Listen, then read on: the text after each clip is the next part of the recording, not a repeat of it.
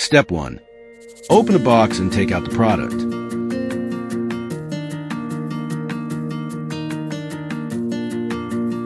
Step 2. Wipe the installation location clean and apply adhesion promoter.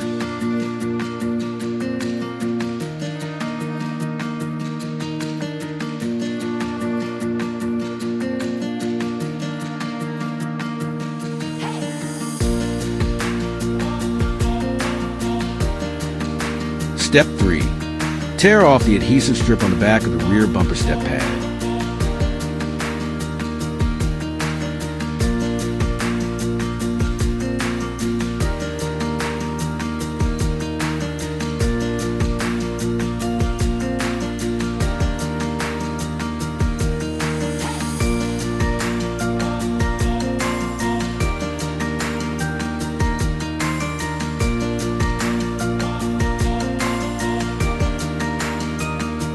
Confirm the position and press it firmly.